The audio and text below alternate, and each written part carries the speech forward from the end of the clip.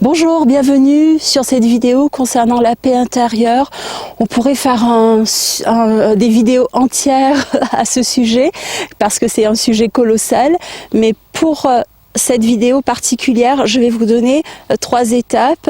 Une première étape que vous pouvez mettre en place dès maintenant et 2 autres étapes qui seront peut-être un petit peu plus longues, mais la paix intérieure, comme beaucoup de grandes aspirations de notre humanité, c'est parfois le chemin de toute une vie. Alors, je suis Roubina Kodadine, artiste guérisseuse et guide de l'âme, pour ceux qui ne me connaissent pas. Si vous me connaissez et que vous n'êtes pas encore abonné, je vous invite à vous abonner à la chaîne et de cliquer la cloche des notifications. Alors, la première étape, c'est, je vais vous poser d'abord la question, si on devait penser, quel est pour vous le contraire de la paix ? Moi, j'imagine que le contraire de la paix, ça peut être la violence, ça peut être la guerre, ça peut être le déséquilibre.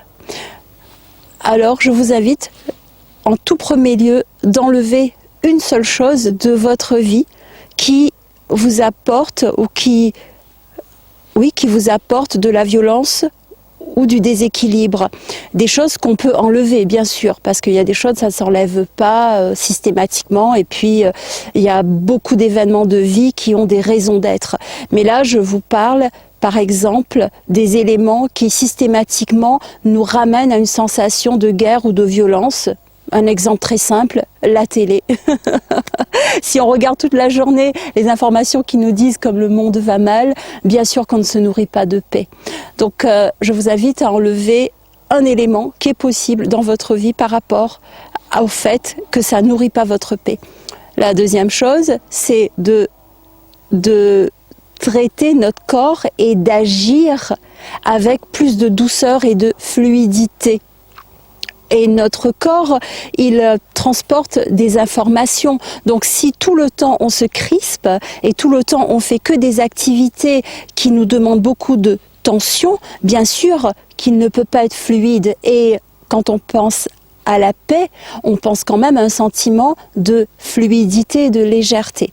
Alors cela ne veut pas dire qu'on ne peut pas, par exemple, faire des sports qui nous donnent plus d'adrénaline ou des sports qui sont un petit peu plus violents. C'est pas ça que ça veut dire. On peut les faire, mais si on les fait dans le but d'acquérir de la paix, ça marchera pas. Par contre, si on les fait pour libérer des choses qui sont dans notre corps, des émotions qui sont plus violentes, là c'est positif. Et justement, c'est la troisième chose que je vous invite à faire, c'est d'apprendre à exprimer vos émotions, même quand elles sont, et surtout quand elles sont de l'ordre de la colère ou de la violence, parce que imaginons une cocotte minute, si dedans il y a plein de violence et plein de colère, et qu'on veut de la paix et qu'on essaye de l'étouffer avec la paix, elle va juste exploser. Donc exprimer sa colère, ça peut être tout simplement comme des enfants, donc juste crier un grand coup, crier un grand coup, soit avec soi-même, on n'est pas obligé de crier sur les autres, c'est pas trop recommandé, mais bon, ça c'est chacun sa vie.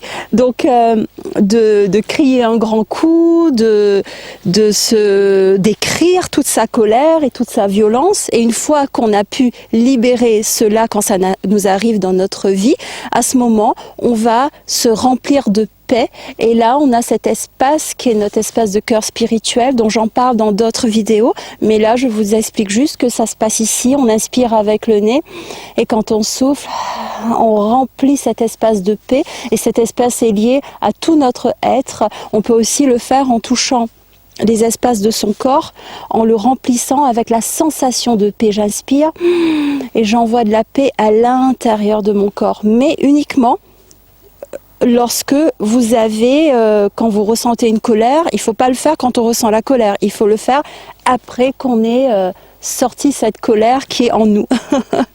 Donc voilà 3 choses que vous pouvez faire dès à présent, et c'est déjà énorme, énorme. Si vous arrivez à mettre ça en place, et vous allez ressentir à l'intérieur de vous beaucoup plus de paix. La deuxième grande étape, quand on parle de paix, on imagine souvent quelque chose de lumineux, quelque chose de léger. Et en nous, en chacun d'entre nous, il y a cette part en nous qu'on appelle l'âme, qui est originellement légère et lumineuse. Donc je vous invite à, si vous avez envie de trouver la paix sur du long terme, parce que tout ce que je viens de mentionner là, ça va nous aider dans le quotidien bien sûr, mais ça ne va pas instaurer la paix à l'intérieur de nous et ça va pas forcément être très durable. Donc un chemin, c'est de se rapprocher de notre âme parce que elle est pure lumière dans son essence originelle. Comment le faire? Je vous invite à regarder. Vous allez sur la chaîne, dans la playlist, vous regardez 6 étapes pour se connecter à notre âme. Donc il y a 3 vidéos et je vous invite à regarder ces vidéos pour vous apprendre à vous connecter à votre âme. Parce que vous vous connecterez à votre essence plus lumineuse. Ça, c'est la 2e étape. Et la 3e grande étape, si on désire réellement instaurer une paix intérieure, vous savez, quand on fait le chemin vers la paix intérieure, parfois ça nous demande d'éliminer des choses de notre vie. Par exemple, tout à l'heure, j'ai parlé de la télé.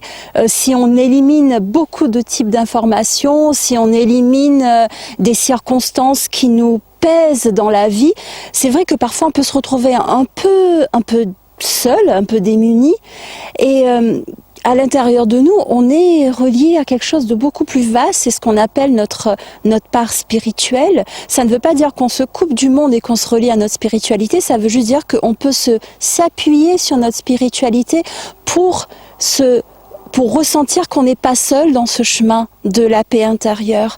Et ça fait partie de la 3e étape. On dit souvent que c'est en nous qu'on a les outils et c'est en nous que la lumière se trouve. Et cette lumière, elle existe dans l'univers. Donc c'est vraiment dommage de s'en priver. Donc s'ouvrir à sa spiritualité, ce sera une étape essentielle pour trouver une paix intérieure plus durable.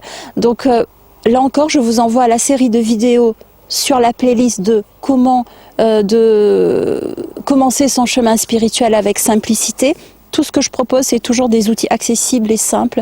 Donc vous pouvez déjà faire un pas vers cela en regardant ces vidéos. Et voilà, et pour aller plus loin, je vais vous mettre dans le descriptif ci-dessous le lien vers la formation en ligne qui s'appelle S'ouvrir à sa spiritualité avec créativité, et les personnes qui le suivent, je vous assure, ils commencent à trouver une paix intérieure qu'ils ont cherché à travers plein d'outils et de techniques toute leur vie, et là ils commencent à le trouver parce que l'approche elle est très humaine et très simple et en même temps qui vous laisse une forme de liberté. Alors avant de terminer, j'aimerais vous partager une petite confidence, vous faire une petite confidence par rapport à la paix intérieure, parce que je sais que ce n'est pas forcément un chemin facile. Et bon, il faut que je prenne mon courage à 2 mains, parce qu'en général, je transmets des informations intuitives et inspirées, et je ne donne pas forcément je ne raconte pas forcément ma vie, mais là, je suis demandée de vous faire une petite confidence. Donc je vais juste prendre 2 secondes pour prendre mon petit courage à 2 mains et voilà, aidez-moi à avoir ce petit courage en mettant un petit like, en abonnant à la chaîne et voilà. Du coup, la confidence que je vais vous faire, c'est que j'ai eu une vie qui a été empreinte de beaucoup de violence. J'ai été quelqu'un qui avait aussi beaucoup de violence en moi. Et j'étais ce qu'on peut appeler aussi une écorchée vive. Et de là où je viens, de tout ce parcours de beaucoup de souffrances, de violence et tout cela, si avec le temps et aujourd'hui je trouve de plus en plus de paix intérieure, c'est vraiment, si moi j'y arrive et je suis en train d'y arriver, c'est que vraiment tout le monde peut y arriver. Je vais vous laisser sur cette note d'espoir et je vous dis à bientôt. Merci.